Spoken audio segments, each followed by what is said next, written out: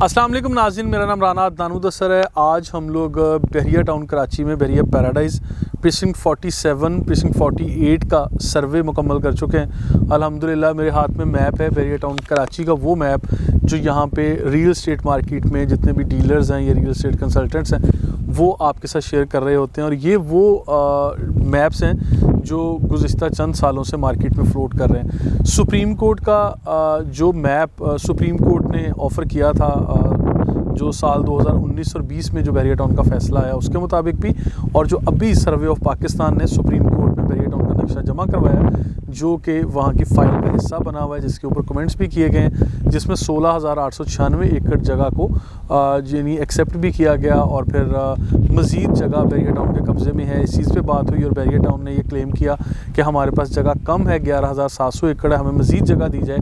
ये सारी गुफ्तगू जिस नक्शे के मुताबिक हुई, हमने उसके मुताबिक भी बहरिया टाउन का सर्वे मुकम्मल किया और बहरिया टाउन इस इलाके का जिसका नाम प्रीसिंक्ट 47 और प्रीसिंक्ट 48 है। आज मैं आप लोगों को बताना चाह रहा हूँ कि स्ट्रीट नंबर 12 तक प्रीसिंक्ट 48 का एरिया मौजूद है। जो ऊपर वाला एरिया यहाँ पे नक्शे आपको स्क्रीन पे दिखाए जाएंगे, उसके मुताबिक इधर वाला एरिया जो बिल्कुल क्लियर है, लेकिन स्ट्रीट नंबर 11 हो गई, स्ट्रीट नंबर 9, 10 या जो कम सीरीज़ जा रही हैं स्ट्रीट नंबर 1, 2 की तरफ, ये प्रीसिंक्ट 48 की बाउंड्री वॉल से बाहर जा चुकी हैं। और इसी तरह अगर हम बात करते हैं प्रीसिंक्ट 47 की, तो प्रीसिंक्ट 47 में स्ट्रीट नंबर 10 और लूप रोड का कुछ एरिया है जो बाउंड्री वॉल से बाहर है और जिसमें यानी बाउंड्री वॉल की तमीर भी हो चुकी थी। ये साल 2019 और 20 में सुप्रीम कोर्ट के ऑर्डर्स के मुताबिक बहरिया टाउन ने जब अपने प्रीमिसेस को डिफ़ाइन करना था, ये बाउंड्री वॉल उसी वक्त हो चुकी थी। और अभी भी जो एरिया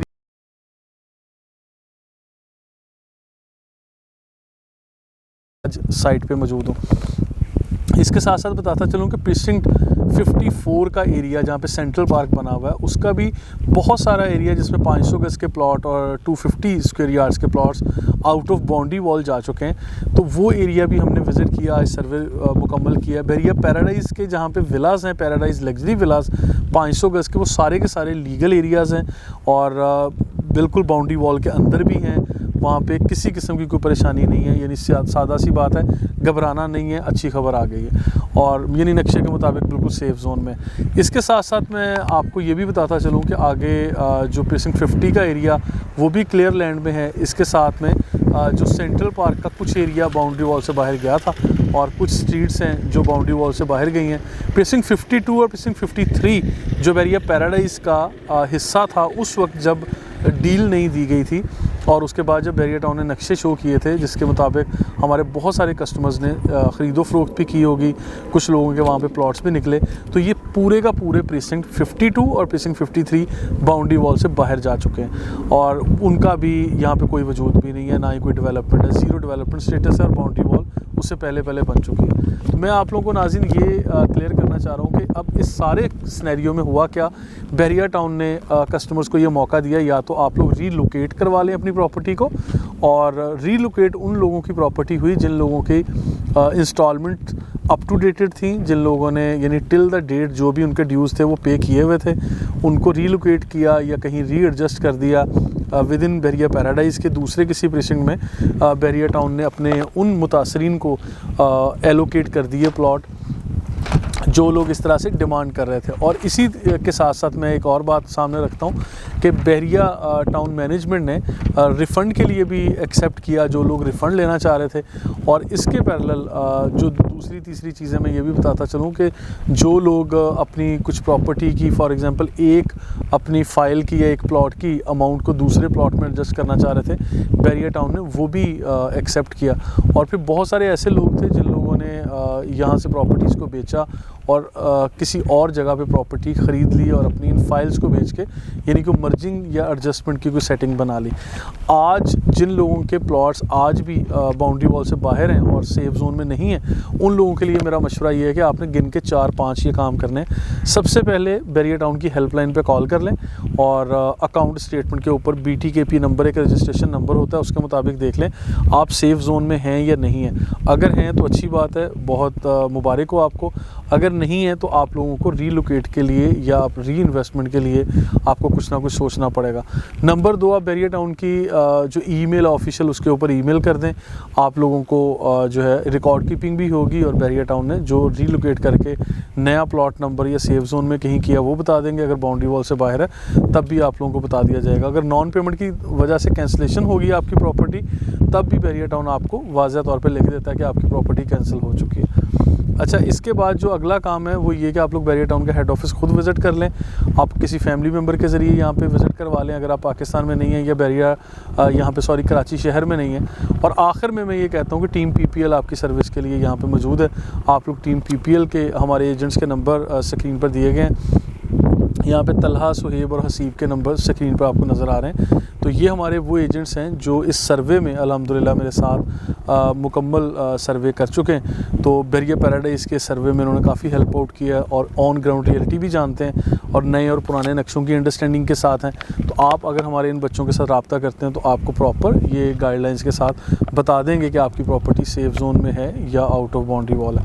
अच्छा, क्लियर स्ट्रीट नंबर्स जो हैं ये नए और पुराने नक्शे के मुताबिक हमारी टीम स्टडी कर चुकी है। यहाँ पे मैंने कुछ एरियाज़ वैसे आपको क्लियर कर दिए कि यहाँ से लेके यहाँ तक का एरिया प्रीसिंक्ट 48 का, जिस तरह मैं बता रहा हूँ कि स्ट्रीट नंबर 1, 2, 3 से लेके स्ट्रीट नंबर 12 तक का एरिया बाउंड्री वॉल से बाहर है और मज़ीद अभी बैरिया को आगे लैंड नहीं मिली।